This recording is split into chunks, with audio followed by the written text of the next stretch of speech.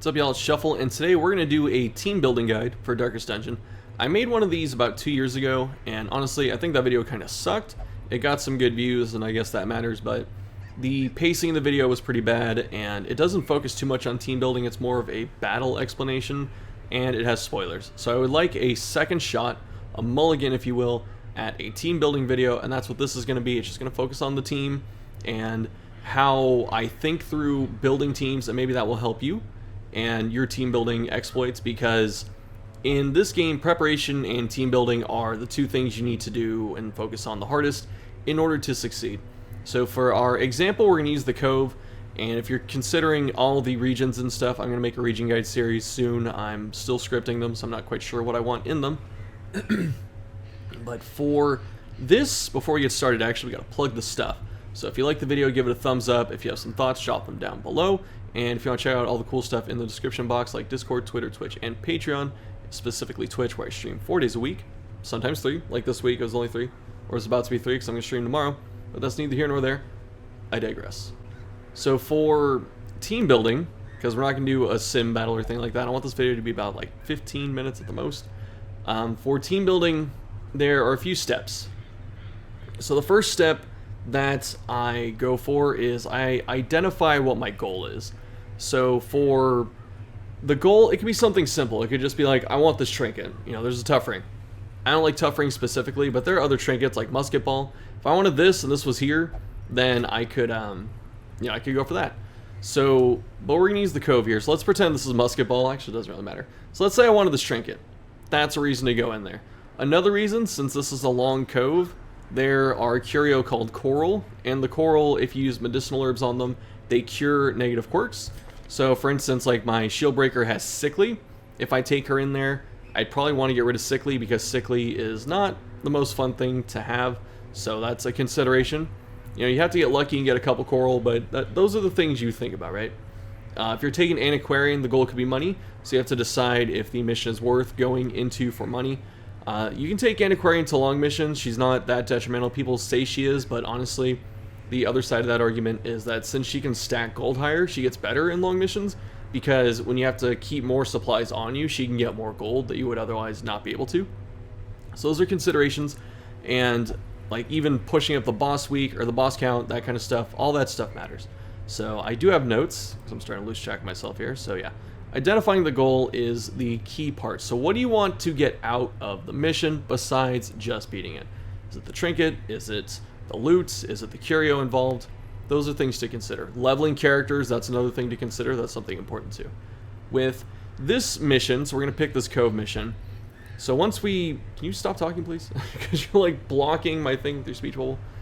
But with the regions, you have to identify what the threats are, especially at the level. This is a bit harder if you're new to the game, because you don't know all of the enemies by heart and stuff, so I understand that. But for the Cove, for instance, we can break it down into a lot of archetypes. So in the Cove, there is a lot of bleed, there is a fair amount of stress damage, and there is guard. So Pelagic Guardian is a very common enemy, and it guards the other units on the field, and that thing is pretty annoying. So those are some factors to consider. And did I say damage over time? I might have. Bleed? Yeah, bleed. So bleed is very heavy in the Cove, and debuffs. So just thinking of those things in mind. We have to deal with bleeds, which we can use something like Plague Doctor or bandages or holy water. We have to deal with debuffs, which herbs help, especially with coral if we're going for those, so we double dip. And the bloated fish, you can loot that with herbs, that gives you gems, so herbs are very good in here. And then stress damage, that comes from Squiffy Ghast, and the Shaman, and the Thralls can do a lot of stress if they hit you. So those are the things we're considering here, and there's some pretty solid direct damage from the groupers. So there's a lot of stuff happening here that we have to be aware of. So once we know what the threats are that we have to deal with, the next step, I believe, I'm going to double check, is, yes.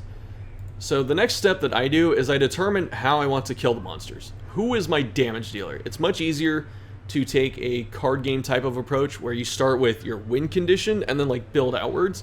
So for the Cove, how am I going to kill monsters here? If you don't have Shield Breaker, then there are other characters that work, but just for this example, I'm going to use Shield Breaker. Oops. So Shield Breaker has a few things that answer what this this dungeon gives us. So she has Pierce to get through the prot. There's a couple enemies with high prot.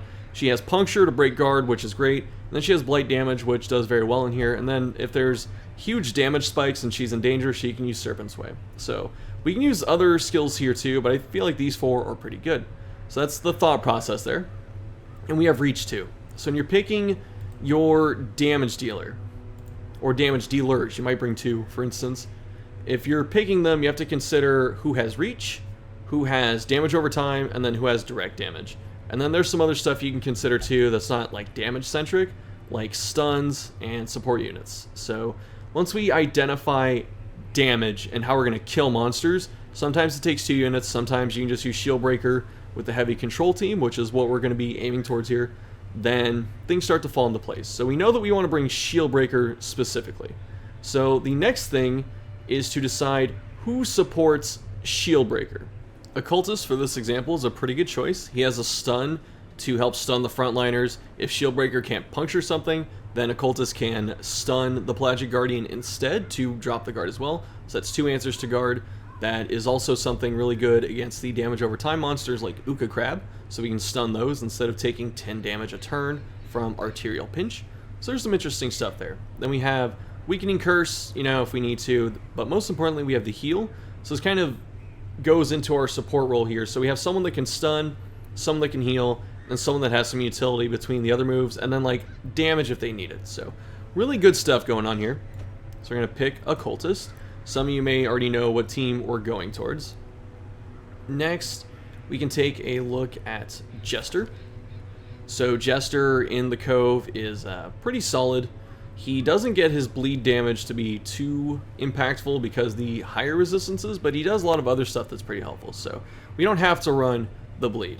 So we're going to swap it out for Inspiring Tune, and then we're going to take Jester. Actually, we can probably take this one. So I'm going to swap these. So the reason I switch between these is because this one has Satanophobia. The Ghast is an unholy enemy, and so are Thralls, which means the stress is going to be pretty strong from them. So I'd rather take a Jester that's less impacted by it. Although this one does have Nocturnal, which kind of sucks. So we're going to take this Jester.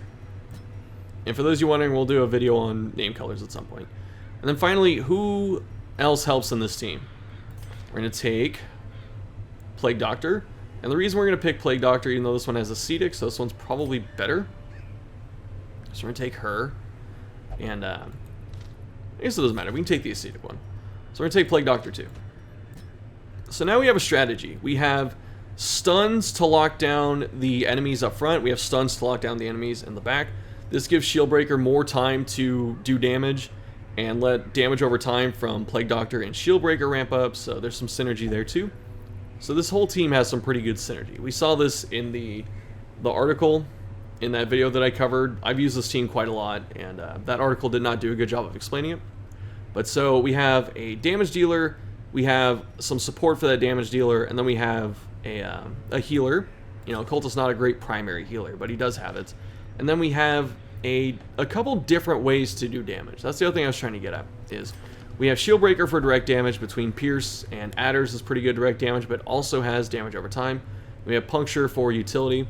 We have Plague Doctor, who is very heavy with damage over time, and she has stuns if we need them, which helps control stuff and mitigate the damage we're taking.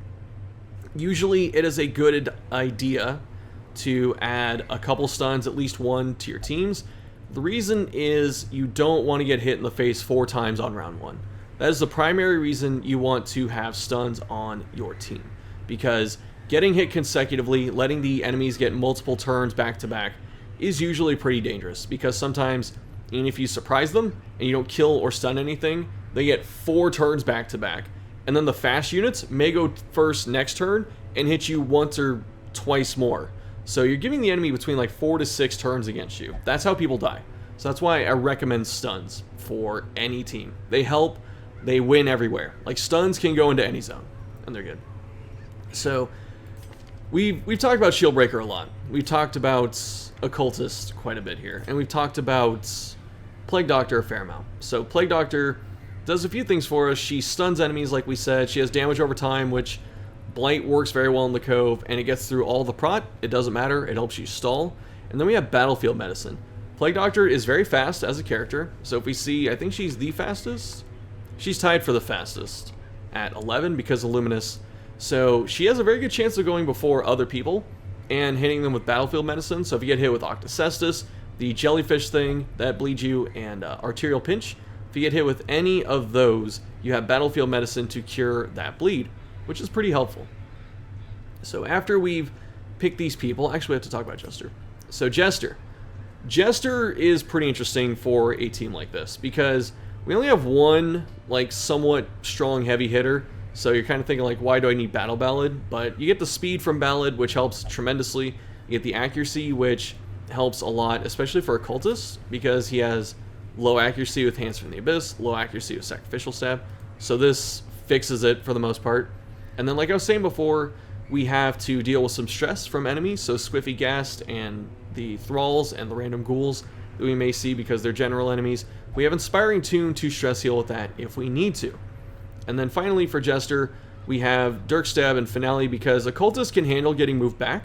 You know, we lose stun, but once we're done stunning things, we can just Dirk Stab the turn before and then use Finale right after, and then the fight's over. The next couple things to check for with our team is, do we have detrimental quirks? So we have the classes we want to use. Do we have quirks that actually hinder us in the Cove? I don't see anything like Cove-phobe or Eldritch Fear and stuff like that on my negatives, so we're pretty much okay. We have some ones we don't really want, like Ascetic is kind of not fun for this team, Nocturnal sucks, Weak Grip kind of sucks as well, but these aren't run-ending. Sickly is probably the worst thing we have here because a couple enemies can actually disease us. So once we've identified that none of our quirks are that detrimental, we look at camp skills. So the first thing for a camp skill is usually a nighttime ambush preventer. This is not usually 100% of the time required if you have a strong team that you don't care about getting ambushed with, but it's just safer to not have to deal with ambush. So we have, in this case, Occultist with Unspeakable Commune. This is our nighttime ambush preventer. After that, what else can we do with our camping? Well, we have damage buff, we have remove mortality debuff, we have a bunch of stress healing, we have a solid buff here, Plague Doctor has some utility, and 2 disease cures, which are pretty helpful, and then Shield Breaker, if we feel like we need Snakeskin or Blight Chance or something like that, we have that as well. But Plague Doctor specifically pretty good for this situation because the jellyfish and I believe the snails can disease you, so having someone that can cure other people and herself with disease cures are pretty good. So if we ever get disease in the middle of the dungeon, we can camp and get rid of it, which is nice. Now that we've picked a team that we're happy with, we know the skills that we're going to use. Like I said, we're not using bleeds because bleeds aren't that strong here. So now that we know everyone we're taking, we can start outfitting them with trinkets. So for trinkets, you know, you just go through your entire box, see what pops out at you. For Shield Breaker, I guess I don't really have many trinkets on this file that I can point to, so I'm just going to take the best one. So I apologize. I am trying to incorporate more low-level stuff, but like this file was probably the best one to make this video with, but then it doesn't have really good trinkets, so I apologize. With Shield Breaker, you know, I would like some damage and some survivability, so Spear Tip is completely nuts. And then we have Jester to help with accuracy, so accuracy isn't that important because of Ballad, but we can also go before Jester, which kind of sucks. So we can find some other form of damage, and I guess Sun Ring is pretty good. It's 5 accuracy, it's a bit of bonus damage. This should be okay until Jester goes and then gives us more accuracy. For Occultist, we could... Actually, let's switch this with... No, we'll leave Sun Ring, it's fine. With Occultist, we have a couple choices. We could run something like Garlic because he's up front getting hit by these bleeds. We could also run, if I had like a Bleed Charm, we could run that. But for Occultist, since we have Jester fixing our accuracy, we're going to run a double stun setup. So we're going to run Vial of Sand, stun trinket, and Demon's Cauldron, another stun trinket. This means that our stun chance is up to 200 base with just these two, and we have a ton of crit on top of it, and Jester is going to help fix our accuracy, so we can get away with running a double stun setup. This will be really good against any enemy that has high baseline stun resist or that we need to stun multiple times, like Uka Crab and Squiffy Ghast. So that's a situation, or not a situation, a solution to those things. Jester, a bit harder to outfit, and for Jester, I think I like Feather Crystal. If I have it, I do have Feather Crystal. So we can run Feather Crystal. This helps Jester go first and fix the rest of our team. And then for second trinkets, I think I'm going to give him Fortifying Garlic, because this really helps against Uka crabs that can pinch into rank 3 and jellyfish specifically, or we can get hit by spearfishing because our move resist is lower, we get pulled up front, and then we get hit by octocesses. So this really helps against the myriad of status effects that happen in the Cove. And then finally, for Plague Doctor, got some really good Plague Doctor trinkets, I forgot. So Vile, this thing is just absolutely disgusting. We have accuracy, stun, and blight chance, and stress. The bonus stress doesn't really matter because we're so fast that we should be stunning most things before they deal a significant amount of stress. Pinkfish may go before us some amount of the time, but we'll have to deal with that at some point. And then for another trinkets, like we could find speed anywhere. Like Swift Cloak doesn't do too well against spearfishing, so maybe a Speed Stone. You know, we have a lot of other trinkets, but that's just another idea. So we get a bit of extra speed, which helps to deal with the other enemies in the backline that are potentially fast. There are also other niche trinket considerations that you could make per region depending on what you're doing. So for instance, we took Spear Tip because it does a lot of damage, it gives us blight chance, it gives us HP, which is all survivability and stuff, which is nice. And then we also have something like Ethereal Crucifix. We could just run this instead. So this gives us bleed resist against the frontline bleed enemies. It gives us bonus damage against Eldritch, which is just all over the place in the Cove. And then the trade-off is minus HP percentage, which kind of sucks. I will not lie, it does kind of suck. But we have Serpent Sway if we need to block, and then we also have Snakeskin to camp to boost our HP a little bit. So there are options out there. It's just how creative do you want to be, and what do you want each of your characters to do? And then once you've identified what they should be doing in your team, then you can outfit them accordingly.